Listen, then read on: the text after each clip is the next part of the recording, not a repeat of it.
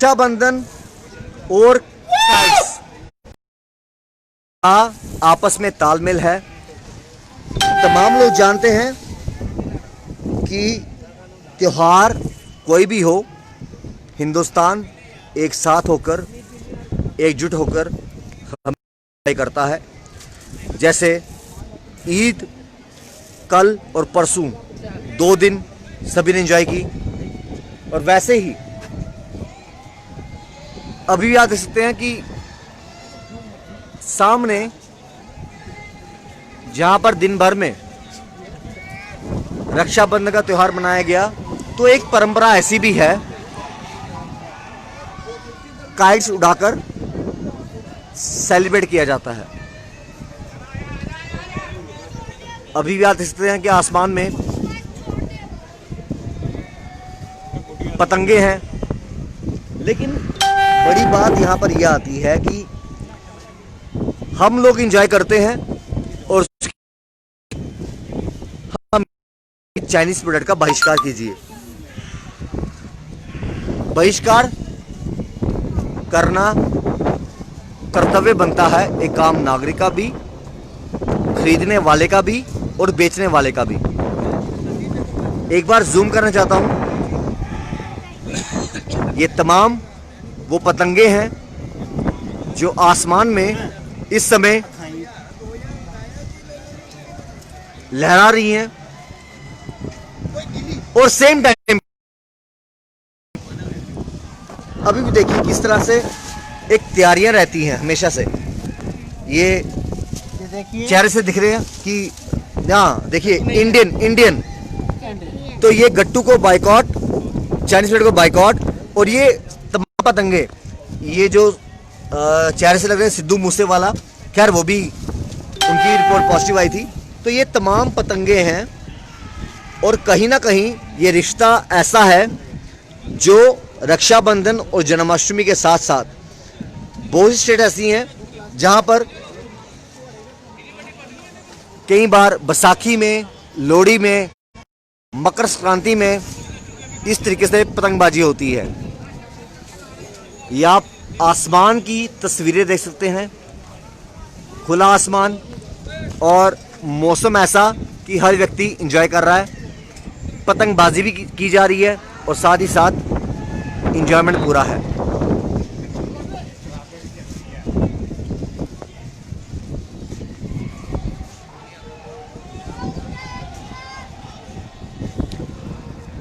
कोविड-19 के हालात हैं। आज अगर सुबह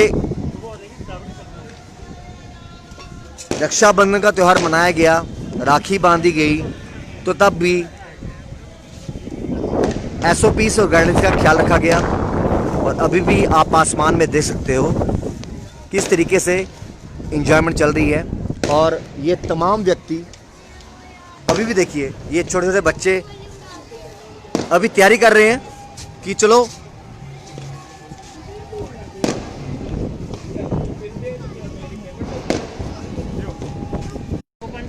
सर, अभी भी देखिए कि पतंगबाजी क्या रिश्ता है, क्या रिश्ता है रक्षाबंधन और पतंग। ये तमाम लोग जानते हैं, कहीं पर किसी स्टेट में मकर संक्रांति या फिर बैसाखी या लोहड़ी वाले दिन ऐसा होता है। सर, आपसे जानना चाहेंगे कि रक्षाबंधन और साथ ही साथ एक काइट फेस्टिवल एक त्यौहार है जहां पर हिंदुस्तान और चाइना के बीच में मतभेद भी हुआ, चाइनीज प्रोडक्ट का बाइकआउट करना, लेकिन अभी भी कुछ लोग हैं जो गट्टू बेचते नजर आते हैं, खरीदते नजर आते हैं।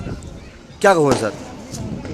नहीं, इसमें गट्टू वाली दौर तो बिल्कुल चाहिए। जो भी प्रोडक्ट चाइना का हो, चाहे वो हम किसी भी दिन त्योहार पे यूज़ करते हैं। हम दिवाली मनाते हैं, बैसाखी मनाते हैं, होली मनाते हैं। होली पे पिचकारियाँ देखो तब भी चाइना की जी, दिवाली पे लड़ियाँ देखो तब चाइना की।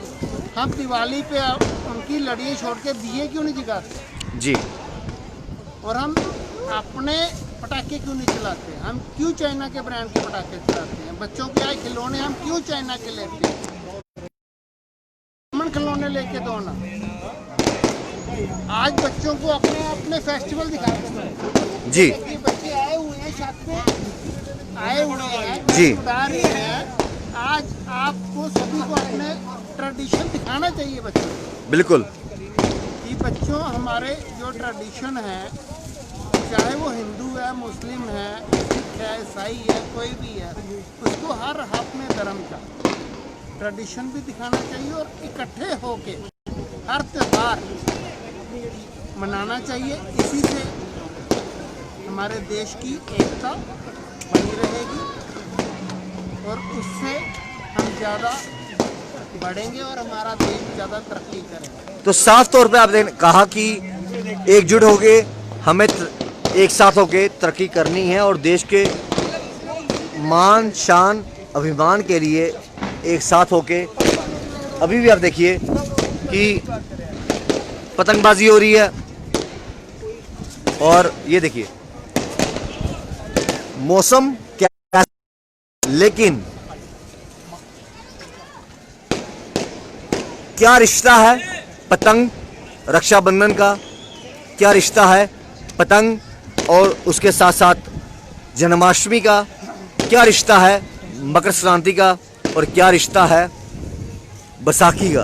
तो ये तमाम लोग ये जानते हैं कि हमें बॉयकॉट करना चाहिए चाइनीज प्रोडक्ट का। आप देखिए अभी इनसे ही बात करेंगे। देखिए बड़े से लोग ऐसे हैं जो डिमांड करते हैं कि गट्टू दे दो। मेरी उम्र 26 ईयर्स है जी। तो मैं 20 साल से गुड्डी उड़ा रहा हूँ, तो मैं अपने घर पे एक फूड डोर बनाता हूँ। जी ये मेरे भाई हैं जो बाहर से आए हैं पंजाब से, ये स्पेशलिस्ट इन गुड्डी में और उन्होंने ही बनाई है। तो बड़ी बात यही है कि देखिए लाइव इस समय देख रहे हैं पतंगे ऊपर हैं और बड़ी सी बात यह है कि चाइनीज को बाइकआउट किया है और इंजॉयमेंट चल रही है पूरी।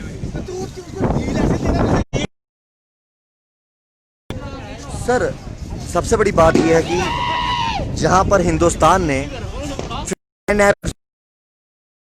पर अभी भी कुछ लोग ऐसे हैं कि जो गट्टू मांगते हैं या बोलते हैं कि हमें चाइनीज डोर चाहिए। तो कितना दायित्व एक आम इंसान का बनता है। अगर खरीदार नहीं होंगे तो लोग बेचेंगे क्या कहोगे। आज रक्षाबंधन का त्यौहार है और रही बात काइट फेस्टिवल की, तो ये रक्षाबंधन में, मकर संक्रांति में, बैसाखी में हमेशा रहती है। क्या कहना चाहोगे कि क्या इंजॉयमेंट सिर्फ चाइनीज आइटम को लेकर है? जिस तरीके से अभी भी आप इंजॉय कर रहे हो, कोई चाइनीज यहाँ प्रोडक्ट यूज़ नहीं हो रहा। क्या कहोगे उन तमाम लोगों को जो चाइनीज को बॉयकॉट नहीं कर रहे, उसके बावजूद भी इस्तेमाल कर रहे हैं? सबसे पहले तो मैं यही कहना चाहूँगा कि रक्षाबंधन की सभी भाइयों को मेरी तरफ से बहुत बहुत शुभकामनाएं और ईद मुबारक भी सारे मुस्लिम भाइयों को। अगर हम बात करें तो अगर आपको वो ज़माना याद होगा जब कुछ लोग रोड के बीचों बीच चौक में लग के डोर लगाया करते थे और हम धागे का यूज़ करते थे जी काइट फेस्टिवल में जी। लेकिन जैसे जैसे ये चाइनीज़ चीज़ों का आप मान लीजिए इंपोर्ट बढ़ा थे, जो डोरे लगाया करते थे, हम भी जाया करते थे डोरे लगवाने। बिल्कुल। और आज वो ढूंढने से भी लोग नहीं मिलते। हमने बड़ी मुश्किल से कुछ चीज़ें रखड़ियाँ, लेकिन वो भी मशीनी है, लेकिन वो आपको लगता है ये असर कोविड-19 का है? नहीं, मैं कोविड-19 को इसको दोष नहीं देना चाहूँगा। ये असर है सस्ती चीज़ों का, गंदी, मतलब चाइना पे बहुत बड़ी कहावत है कि चले तो चांद तक, ना चले तो रात तक। राइट। तो हमने बहुत प्रचलन कर लिया है चाइनीज़ चीज़ों का, क्योंकि वो सस्ती होती हैं जी। अगर एक चाइनीज़, अगर आप गट्टू की बात कर रहे हैं जैसे जी, जो बैन है इंडिया के अंदर, वो एक प्लास्टिक वेस्ट से बनता है। चाइना में अगर आपको पता है कि चाइना अपना कॉन्डम भी वेस्ट नहीं करता जी, उससे भी बच्चों के खिलौने और हर चीज़ बनाए जाते हैं जी। तो वो गंदी से गंदी और ऐसी चीज़ें भी यूज़ कर रहा है जो मतलब किसी के हेल्थ के लिए। तो इस टाइम पे अगर आप देखेंगे कि पॉलिटिक्स भी हेल्थ के इर्द गिर्द घूम गई है। डेवलपमेंट और उन चीज़ों की बात नहीं हो रही जब से ये पैंडेमिक कोरोना है। अभी हेल्थ फर्स्ट मोटो आ गया है जी। अगर मैं आपको इस पे ज़्यादा थोड़ी जानकारी दूं तो कल इंग्लैंड के प्रधानमंत्री ने भी ड्राइव करा है कि हमें मोटापे से नीचे आना है, हमें हेल्थी होना है, क्योंकि वो स्वयं कोरोना पॉजिटिव हो चुके थे और वो शारीरिक वाइज बहुत शिकार ये सारी चीज़ों को देखते हुए तो आज हेल्थ फर्स्ट इज द जी। मेन स्ट्रीम में जो एजेंडा है वो हेल्थ फर्स्ट है। तो इन सारी चीज़ों को देखते हुए हम इनडायरेक्टली बड़ी चीज़ों को दावत दे रहे हैं।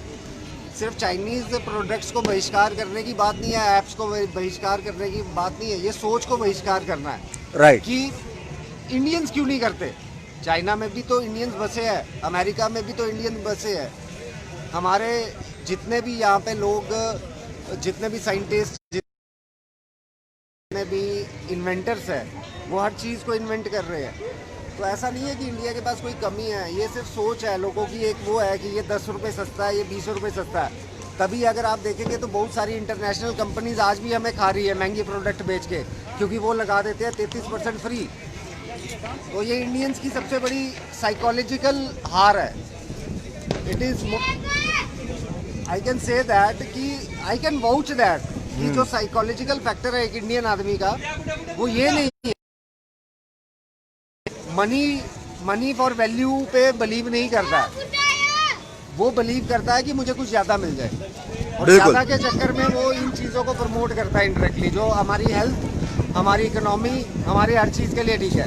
अगर आप बात करें तो इंडिया और चाइना की पॉपुलेशन वर्ल्ड की आधे से ज़्यादा की पॉपुलेशन है। तो पूरे वर्ल्ड के लिए सबसे 2 बड़े बाजार है इंडिया और चाइना। राइट।